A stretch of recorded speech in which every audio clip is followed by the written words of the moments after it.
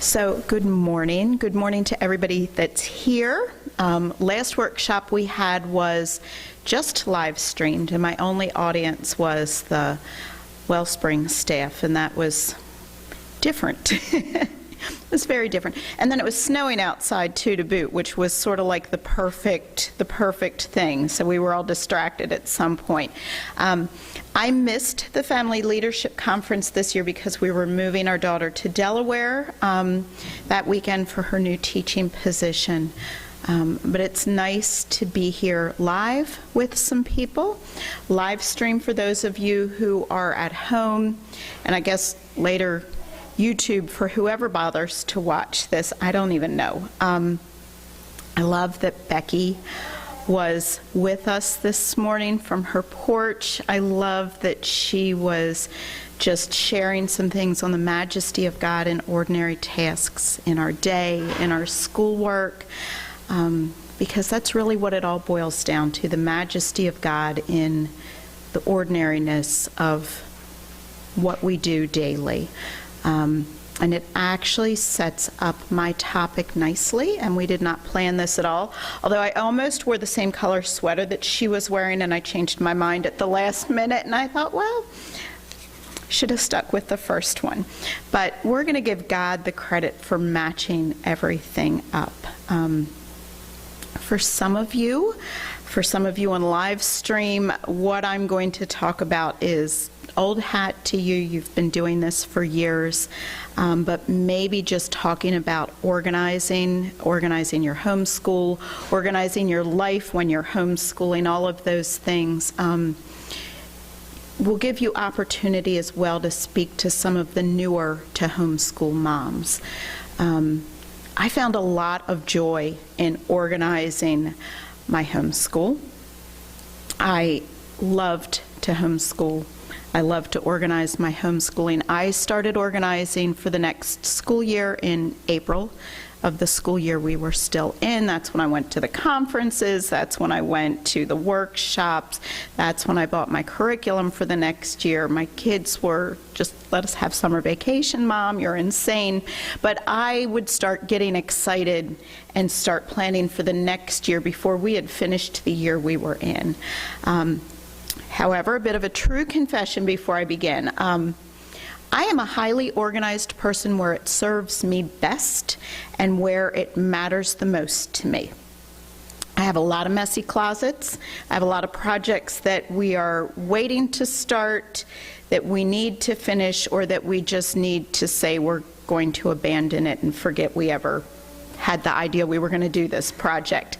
I now, because my youngest is away at college and he has taken over his brother's former bedroom, I now have an entire bedroom in my house where we literally just put everything and we close the door, and it's a disaster.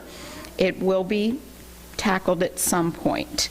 So I'm not going to tell you how to organize your entire home. I'm not an organization guru. I'm not going to tell you hold things, and if it brings you joy, keep it. If it brings you joy, great, keep it. But if not, I don't even know what to tell you there. I admire her. I think it's great. I wish I could organize my whole house like that, but that's never going to happen.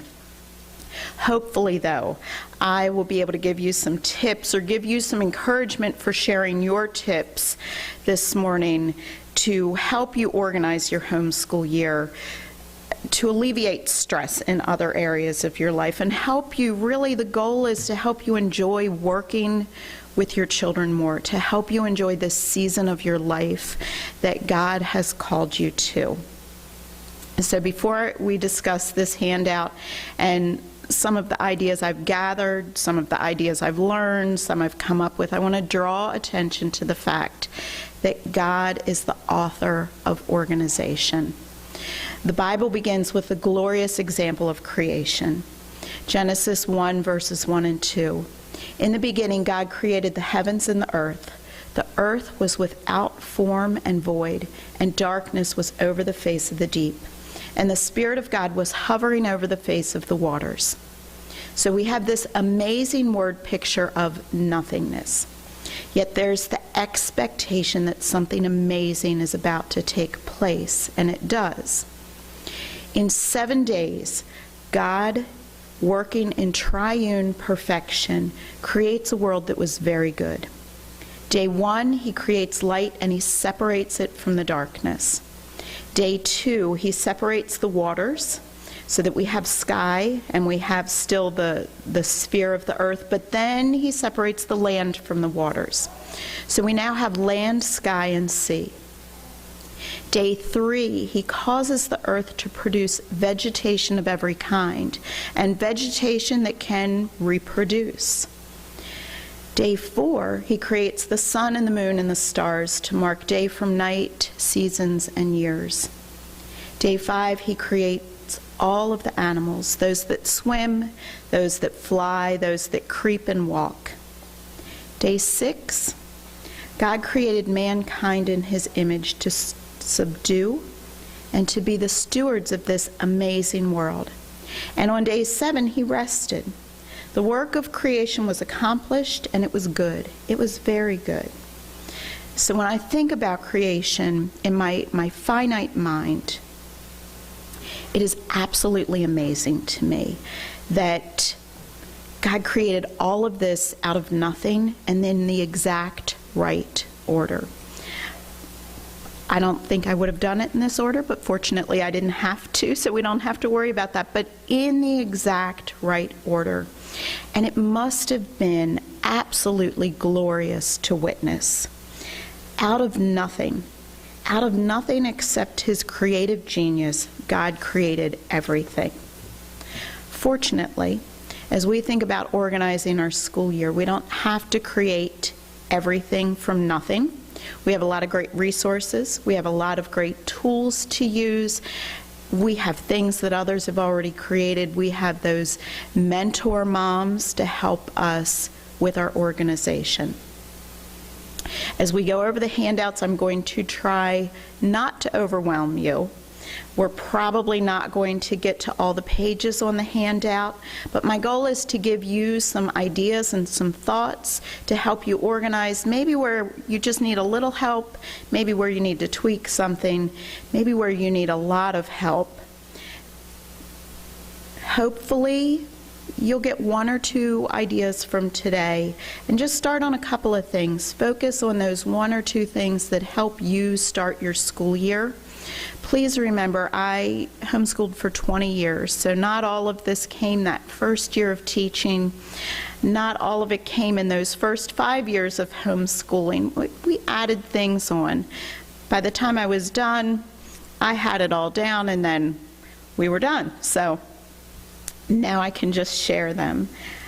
I have used these ideas with my Westminster families before because I found over the years a lot of my moms that really struggle to get their school year started, struggle to keep their school year going, struggle to get their curriculum finished. It's not so much that it was the wrong curriculum. It's not so much that they're not capable of following a curriculum, but sometimes when we get down to the heart of it, it's just a lack of organization, and sometimes it's very simple things that we talk about that help them remember, I'm organized for a purpose, but also to put them in that teacher mindset. So as most of you know, one of the things that has been to my advantage is I was a classroom teacher before I was a homeschool mom. And a lot of those things don't overlap, and a lot of those things contradict each other. But one of the things that worked well for me is I had that mindset of thinking like a teacher. I am a teacher. I have students, therefore I am a teacher. So if you're a mom and you're homeschooling, you have students and you are a teacher. Even if you don't have a degree in education, you are a teacher. God has called you to be a teacher. He's called you to teach your children. So with that teacher mindset every year, I could separate the teaching organization and make it fit within a homeschool atmosphere. So the first thing, and now we're looking at the handout and we'll see what we get through. A lot of it repeats, but it repeats in different sections, and I think you'll you'll see it as we go along. The first thing that needed to be organized was me. I can't expect to have an organized home or an organized children or organized school shelves if I'm not organized myself. And I always started with that bigger picture. And Gary and Becky always talk about that bigger picture first. What's our overall goal as parents? Well, our overall goal as parents is to love our children, but to raise them up in the fear and admonition of the Lord, that they would love God with their whole heart, their soul, and all their strength. That's our big goal. And then those little components fit in. So every year, my big goal was my long-range goal, my yearly goal. What were our goals for that year in particular? When did I start to plan? I already told you. I started to plan in the spring, and then I used all summer to plan that next school year, and I loved it. But I also learned over time I had to be realistic and determine how much am I really going to finish. What curricula is important that we complete it from year to year, and what are other subject areas, especially in those elementary years, do we not necessarily need to complete because we've got next year to do it? Do I really need to do social studies every single day in elementary school? Or can I alternate a science day with a social studies day? And then maybe Friday would be an experience day. So this is where I'm doing my long-range planning. Math. We were 100%ers. Math had to be 100% every year. So as I'm getting that curriculum and I'm looking at how many lessons there are, how many days that we'll need for quizzes or review, what does that look like through the course of the year? But being realistic. We did that with our phonics and our reading program, but also taking into account that all three of my children learned to read at a different rate. So from this long range, this yearly goal, then I would work my monthly plan. I am so blessed with a husband that understood my need to be organized.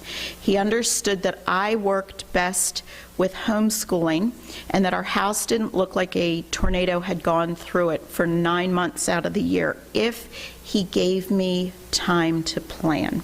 If he took the kids and did something fun, because that's what dads get to do. They get to do the fun things, the field trips, the Chick-fil-A lunches, the ice cream, whatever. So one day a month, he would give me that time that I could plan for the whole day, that I could spread everything out on the dining room table and plan out my month.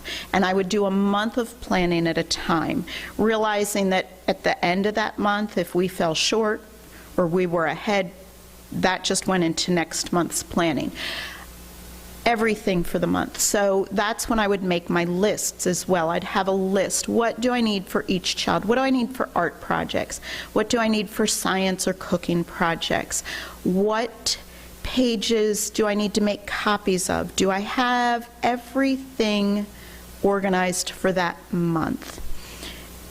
And we'd look at that month, and I'd fill out my plan book, which we'll talk about in a few minutes. Then, weekly. Every Sunday evening, again, fun time with Dad, I would have just the evening or a couple hours in the evening to sit down and double check my plans against the calendar, against the monthly plan. Are we ahead? Do we need to catch up? What's happening this week? Maybe what's happening this week that isn't in our ordinary schedule. Something's popped up. How do we need to adjust the week for that? I would have folders for each of the kids. Each of my children's work for that week would go into the folder in a very organized manner, so we just take pages from the front of the folder as we needed them. And then daily. Daily, I think, is the most important sometimes because our months and our years are made up of individual days. And sometimes it's so easy to get sidetracked on a particular day, or a particular day doesn't turn out the way we think it's going to turn out. And then what does that do to the rest of our day or even our week? So what does your homeschool day look like? Where do you start? I'll be honest, my most important thing of my homeschool day was waking up before everybody so that I could have my morning time with God and that I could exercise, because those were the things that were important to me. I needed to start my day with God. And again, it's not a magic formula. I needed to start my day with God so I remembered who I was in Him, why I'm doing this, why I'm called to do this. That was the most important part of my daily organization, my organizing my brain, organizing myself. So from taking time to plan, the next section in the outline is creating and maintaining a schedule monthly. If possible, somewhere in your house, use a large calendar that everybody can see. Let's take December. Is it December? So what days will we take off for Christmas this year and mark them on the calendar? What days will be devoted to baking, decorating, visiting? Put those on the calendar. In a regular month, a non-holiday month, what out of the ordinary events take place in any given month? Is there a field trip on the calendar? Is there a visit from someone out of state that we weren't planning for that isn't normal? We put everything on the calendar, everything on the calendar. Weekly activities, daily activities, those ongoing activities that happen the same day every week. Everybody can look at the calendar. Everybody can figure out what's going on. Eric could look at the calendar instead of trying to figure out my brain, which was always good to have it on the calendar. Weekly. What days are you home all day? Take advantage of those days. What days are you out of the house for school-related activities? And then schedule your week accordingly. We had phys ed on Fridays.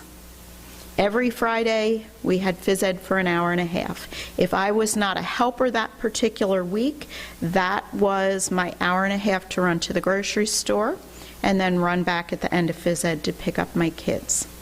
My daughter danced for years. Dance time was always on our calendar, but while she was doing ballet and tap, the boys and I would be in a different room for the waiting parents working on schoolwork. So look at your weekly schedule. Maintain that schedule. Prepare for those out of the ordinary events or those pop-up things that we can't really control. And then daily. See, we're already repeating the outline, but now we're just in a different topic. Daily. And this again I think is the most important, because this is where we win our scheduling battle. Be consistent with your start time and follow the same daily schedule, especially in the elementary school and middle school years. Don't create a schedule that's so rigid that it's impossible to follow and you've set yourself up for scheduling failure. But you can expect to follow a schedule that allows a certain number of subjects to be finished in the morning and then a certain subject in the afternoon, and keep that order. We worked best when everybody was up and ready at 8:30 in the morning. It seems when you slip with your start time sometimes, well, it's 8:35, we'll be okay. And then before you know it, after a couple weeks, that 8:30 start time is turned into a 9 o'clock start time or 9:15 start time. And you've sort of lost your daily schedule there. So that your daily schedule is going to work differently depending on how many children you're homeschooling, the ages, the particular year, where your out-of-home experiences take place. But think in terms of keeping that daily schedule. Okay, section 3, work with your children and their course load in a logical manner. And this sounds so easy, but I think sometimes the urgency outweighs the importance sometimes. So once I was in a place where I was homeschooling all of my children, in the course of the homeschool day, I always worked with the youngest child first and worked my way up to the oldest child. My younger children tired out earlier in the day. Their brains were done after lunch usually. They needed naps, they needed playtime by afternoon, or maybe they needed time for an art project or something that wasn't as taxing as math and learning how to read. Grab them while they're fresh. When I was a classroom teacher, I was an art teacher, but it was no surprise to me the years that I was teaching that the first and second grade specials were scheduled for the end of the day.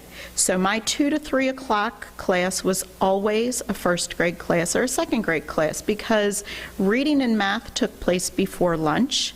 And after lunch, it was their time for specials, it was their time for social studies or science experiments because they were done. But they could come to art and music and phys ed and they'd be fine, but that didn't surprise me.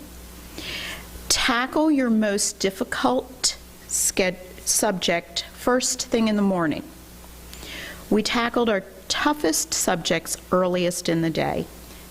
It was always math. It was always phonics in elementary school.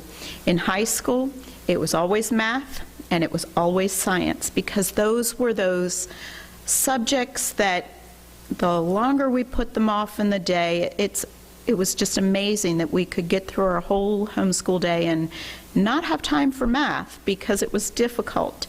So we did those subjects first. Think about doing your most time-consuming subjects earlier in the day than the least time-consuming subjects. Again, some subjects just take far more time than others, and they often coincide with your most difficult subjects. I loved teaching math, I loved teaching reading, but for all 3 of my children, it clicked at different rates, at different times in their ages, their track and schooling. They took the most time. It took the most time to teach and review and do some practice problems or some oral reading and make sure that they got it before I released them to do that independent work. Prepare your older children the night before. So once I was homeschooling everyone, my older children needed to work independently first thing in the morning while I worked with my youngest, and they were capable of doing that. But I had to set them up the day before or the evening before. So while I was making dinner or after dinner, I would teach them the next day's math lesson. Or we'd tackle a complicated issue in science or hone out that writing assignment that they were working on. That way they could wake up in the morning, they could get started. By the time I was finished with my youngest, I would be ready to work with them, and again, getting them ready for the next day, and a lot is independent at that point. Okay, so section 4 in the outline is organize your materials. My best plan book ever, and I've brought some of my plan books so you can look at them afterwards, and those of you that are live streaming or watching on YouTube later, you can't. But my best plan book ever that I found was the Teacher's Big Plan Book, appropriately named. It had room for all 3 children, every single subject, because it opens out to these awesome double pages. And at a glance, I could see what everybody was doing, what we were supposed to be doing that day, what hopefully we were doing that day. And this was one of the things that I spent in my monthly planning, in my weekly planning, filling this out. What I liked about this one is it also had room for our daily activities. It had room for what we were eating dinner that night. One of my best plan books that I've loaned out to somebody, one of my most organized years, it actually on the inside flap had a taped piece of paper of all of the ideas that we could possibly have for lunch. Because if I'm in the midst of my homeschool day, my children get hungry, and I look at them and I think, I just didn't even think about that. And I don't have anything to tell you. Fend for yourselves. But if I had all of that organization done, I knew what we were going to eat, and that was comforting to my boys. It helped me have dinner started when my husband came home at night. That made him happy. But all of just these little things. Keep a folder. Like I mentioned a couple minutes ago, I had a folder for each child. I have to reverse this. So in the left pocket was that week's schoolwork. All the papers that I had organized, everything in order, math tests, speed drills, whatever. In the left side, that's where we put the finished work at the end of every day. So, nope, in the right side. I can't reverse very well. So in the right side, we had all the finished materials. So as they got things finished, they put them in the right side of the folder. That was then mine to deal with, but the left side of the folder had everything I had organized on Sunday. Keep a grade book or some type of mechanism for grading, because we do have to turn in grades twice a year. We have to have them, and we can't just guess. We have to have some way of averaging things out, weighting things, and if everything's already written down somewhere, it's so much easier to then just average those grades instead of thinking, I need to go back through every single thing we've done and determine what the grades are. One year at Target, I found a grade book in the dollar section. I bought two, only having 3 children. They lasted me for the entire rest of homeschooling because I could just, it only took a double page per year for each child. I just listed the subjects at the top and filled in their grades as we went. And then when it came time for mid-year review and end-of-year review, I didn't say, well, I'll have to email you my grades because I haven't figured those out yet. I have them. And then another thing I did for myself, because we're still talking about organizing ourselves, is I got my own school box. So every year when we would determine who needed a new plastic school box, because I don't know what had happened to it the prior year that it got destroyed. My daughter kept a school box for years and years at a time. But I would stock up my own school box again. My family will tell you I am very particular about the pens that I use, and no one is allowed to use my pens. And if your pen is in my school box, I'm going to pull it out and put it back in my school box. But if I was organized with my pen and my scissors and all of my supplies, then it kept me from searching all over the house when I needed those things. Everyone in my house had his or her own color, so we didn't have to worry about which box was which, although you could open them and determine which box belonged to which child. Next is organize your time. So early in my homeschooling, I had to find time wasters and I had to eliminate those. And this is really important as a homeschool mom because there are so many things that can distract us. And sometimes those things are not necessary, and sometimes those things are just good, but it's not the right time for those things. I did not have a smartphone until the last year I was homeschooling, which was probably very good for me because I couldn't just check my email real quick on my smartphone. I couldn't look at the news. I couldn't check the weather. I couldn't do a multitude of things that would have distracted me, but I did love to do Sudoku puzzles, and there was one in the newspaper every single morning, and I had to use a lot of self-control to put that section of the newspaper aside until after dinner, because if I started doing a Sudoku puzzle in the newspaper, then sure enough, I'm going to find my Sudoku book that, somebody had given me and want to do more. So I had to eliminate time wasters. I had to think like a teacher during the school year, even in my home. As I already mentioned, you are educating your children. So unfortunately, you can't run errands for other people. You can't talk on the phone every time somebody calls.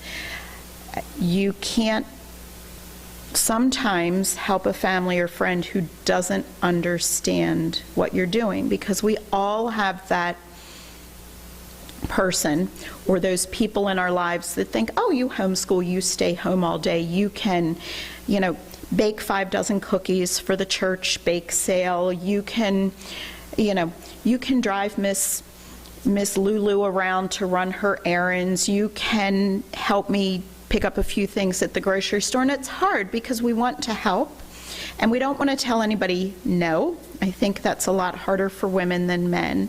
And there were times in our homeschooling where my husband would have to step in because our mothers would call daily. My mother lives alone. My mother-in-law is a widow. So they would call daily, and it would always start, I know you don't have a lot of time. And I'd be thinking in my head then, why are you calling me? But I'd talk because it's my mother, it's my mother-in-law. I can't not talk to them. And it took my husband stepping in and saying, call after 4. Susie needs to get her school day done. She needs to focus on the kids. If she was in school teaching, you wouldn't be able to get a hold of her. You wouldn't be able to ask her to bake cookies until the weekend. You wouldn't be able to ask her to run an errand until she was finished her school day. So treat that time for her like a school day, like she's the teacher that she is. And eventually, if it's said in grace and love, everybody understood. They called sometimes right at 4 o'clock, but they waited. I didn't get those requests for bake sale items or meals for somebody until after the school day. Keep a calendar of your personal daily, weekly, monthly commitments. I did this in my plan book as well. I put all of Mom's stuff right in the plan book because that's what I looked at all the time. But it was nice to know when my doctor's appointment was so that I didn't forget it and get a phone call and say, you're late. I always knew when the kids were supposed to be places. I sort of forgot what I was supposed to be doing on any given day, other than homeschooling. Turn off or ignore distractions. Like I said, I only answered the phone during the school day if it appeared to be an emergency. But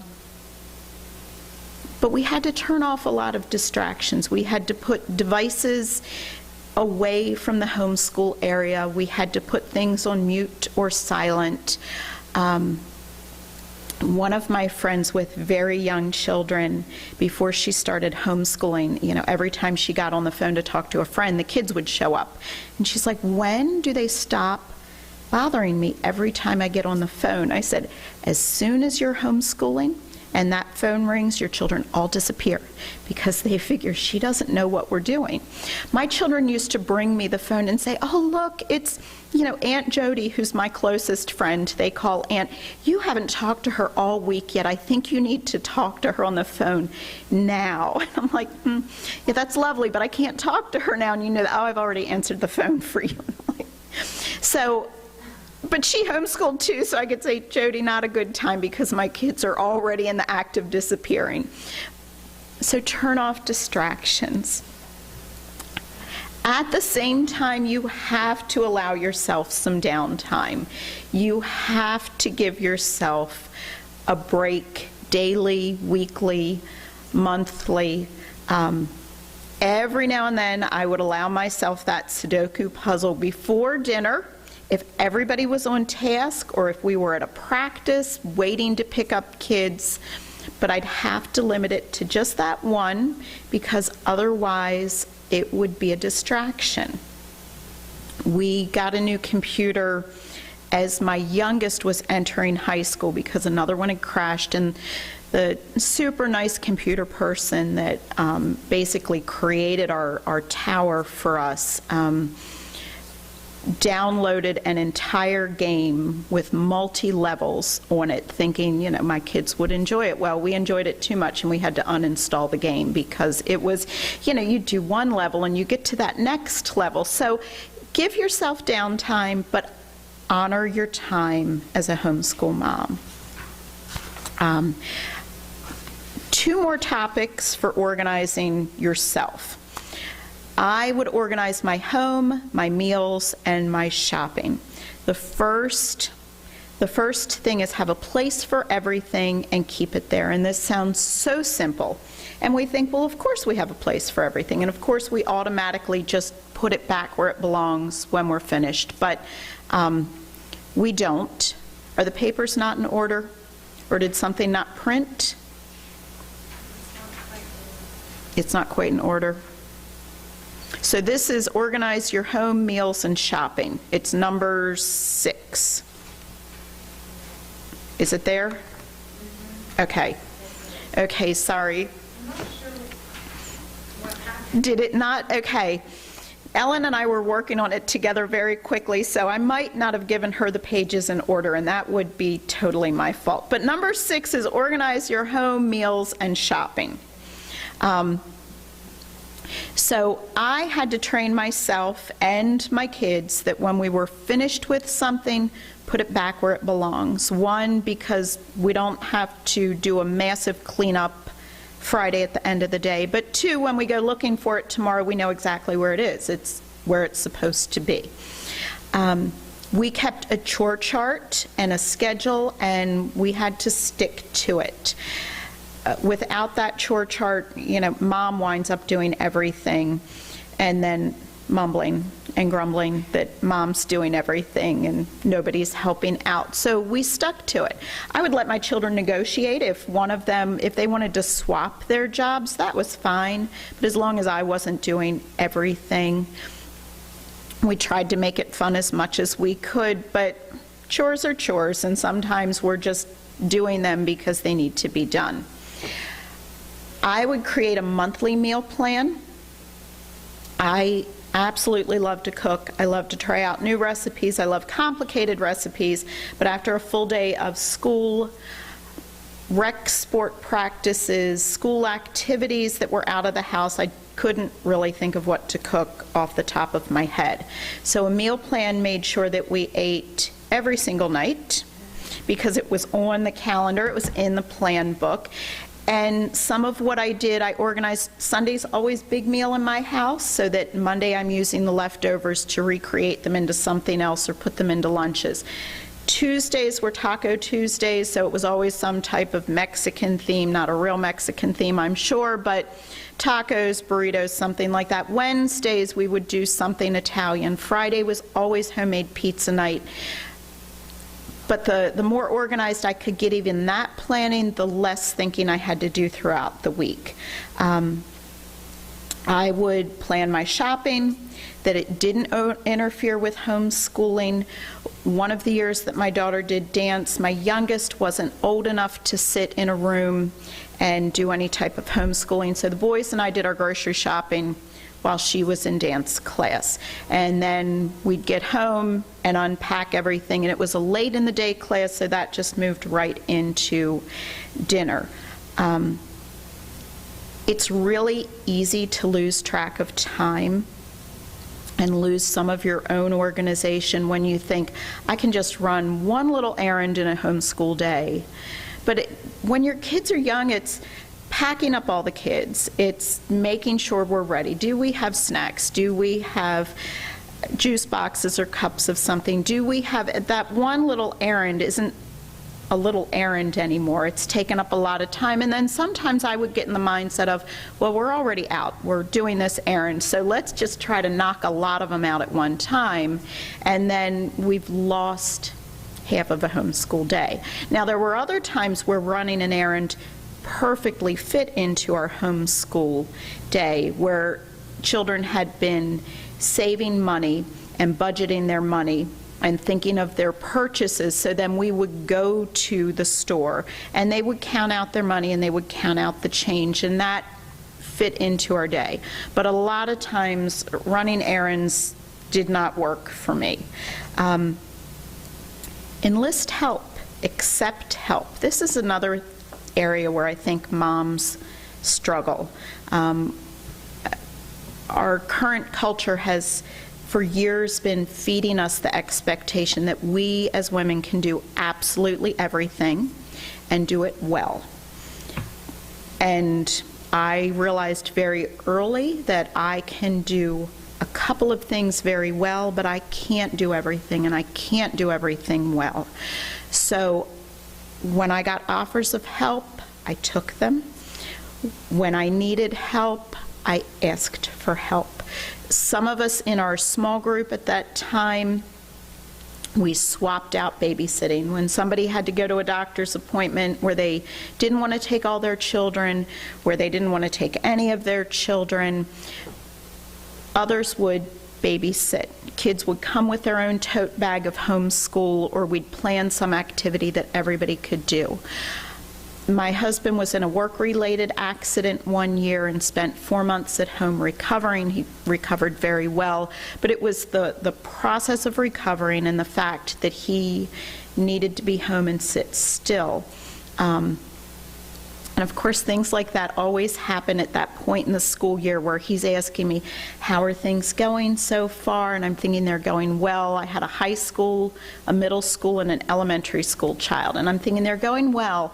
But what I really need from you is I just need some more help. I need you to come home and read to somebody or check over some math or help me. So we're working that out.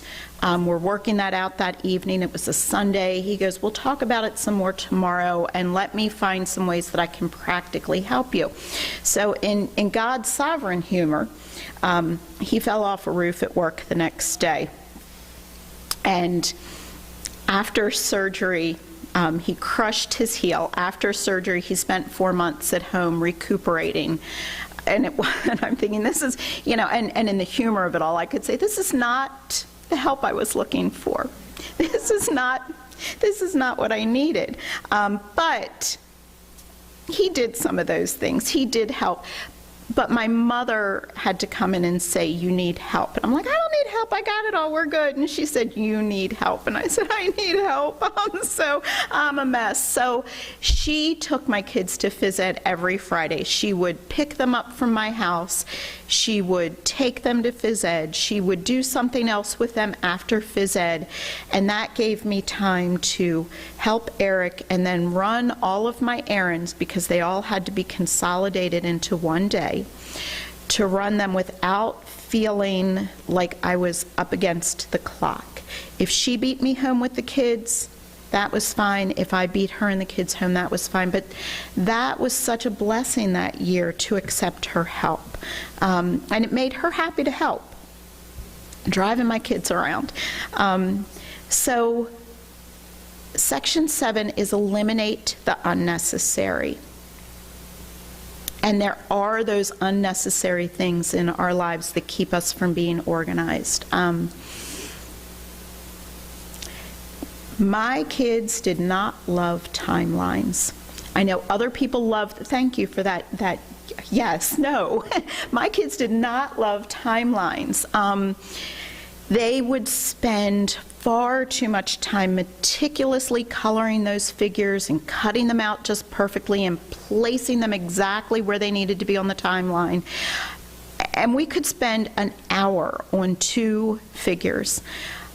But then they never looked at those figures again. We never referred to the timelines again. And at the end of the school year, when I'd say, do we want to keep the timelines? They're like, throw them away, we don't care. So we stopped doing timelines.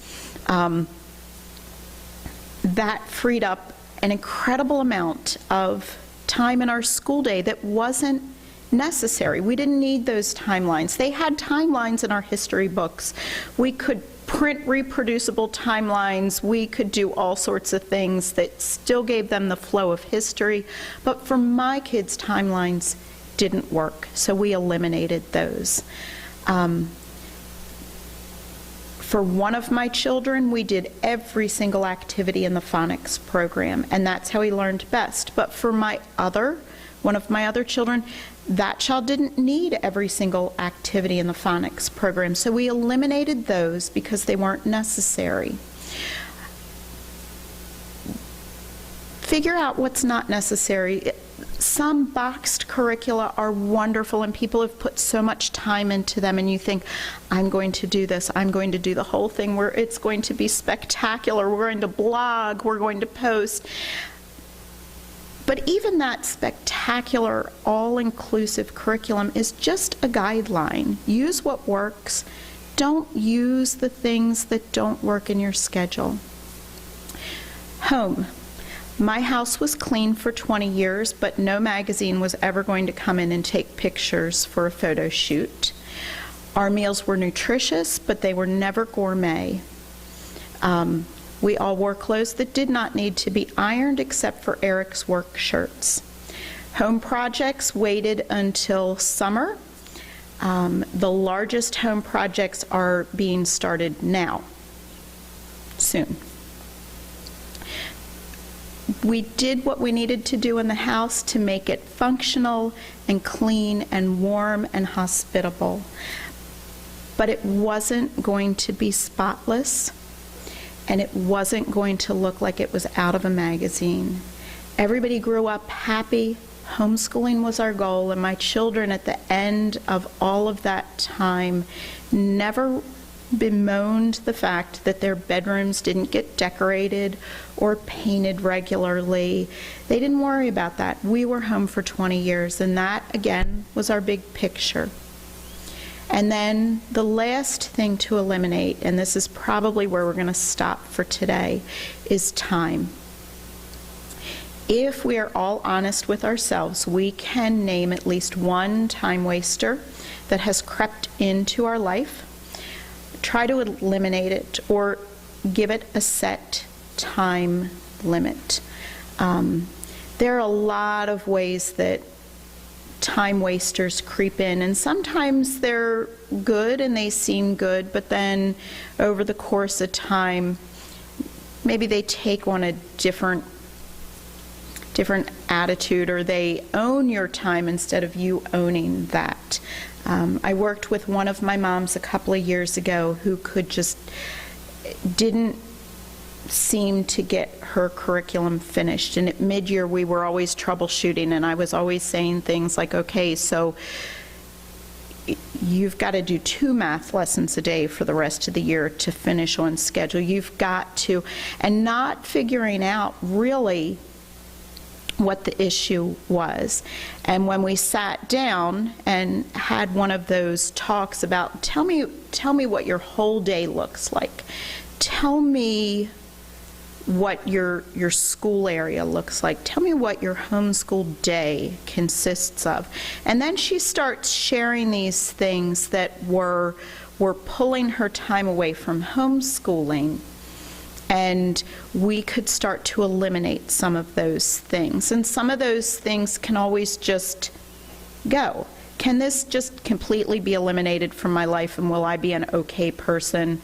Yeah, probably. I didn't do Sudokus for a lot of years because I realized, oh, that's a time waster for me, and I just have to stop them altogether. And yes, they're helping my brain and their math problems, and it's helping me think, but it's not helping anything in my homeschooling. Other things are worthwhile, and we just have to figure out where do they fit into our overall week instead of in a particular day. So guard your time. That's one of the most important things I can tell you as a young homeschool mom, as an elementary school mom. Guard your time. You only have 24 hours in a day. You can't do it all. You can't get it all done. But you can guard your time and realize that for this period of time, this is my job. This is the most important thing on my plate, and that's homeschooling my children. My youngest graduated in 2019. We homeschooled for 20 years, and then it's over.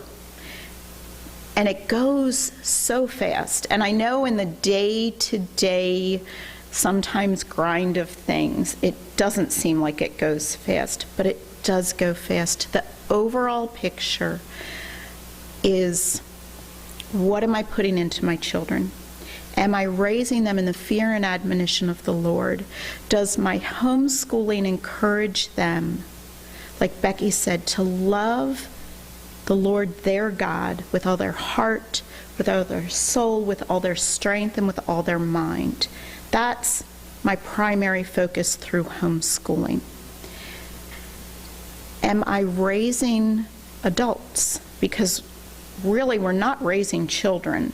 We have children, but we're raising them to become adults that take our faith and make it their own faith, that take the things that we've poured into them and taught them and stand on God's word on their own. So much of what Gary says, to pull into the deep reserve of what God's placed in them and make it their own, because that's our goal. Our goal isn't that we create a situation where our children never want to leave the house, but we create that. But 20 years of homeschooling, it seems like it never is going to end, and then it's over. And it's a little anticlimactic when it ends, because if you've done it well, and if you've done it from a biblical perspective, keeping God in it all the time, then your children are ready to follow God on their own and do what He's called them to do.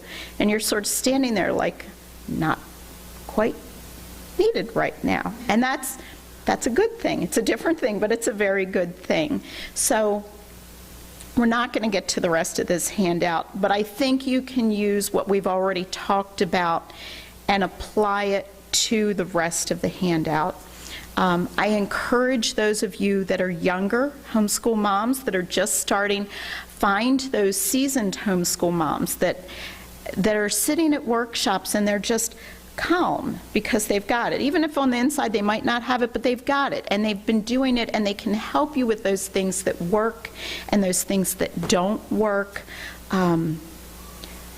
Invite your husband into the mix. So often my husband saw things that I didn't see. And if he could tell me those things gently, if he could say, this is what I've observed for a week, and I think you need to eliminate this, or I think you need to do more of this. What a blessing that was as well. But really just, I am praying for you all as you start your school year.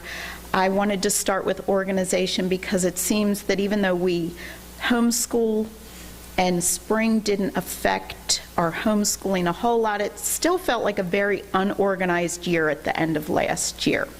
I don't know who else was feeling that. Maybe you were, maybe you weren't. I felt unorganized at the end of last year, and I wasn't even homeschooling. But just to encourage you, take those times, take what you think you can apply from today and apply it. And if you can't apply it or it feels overwhelming, you've got years and years to really perfect this. And the nice thing, what didn't work at the beginning, my kids don't remember. They don't remember anything about those beginning homeschooling years, except we were home and it was fun. So I think that's it. If you have questions, I want to honor our time with lunch and everything. So if you have any questions, talk to me at lunch. If you can encourage a newer homeschool mom, please do.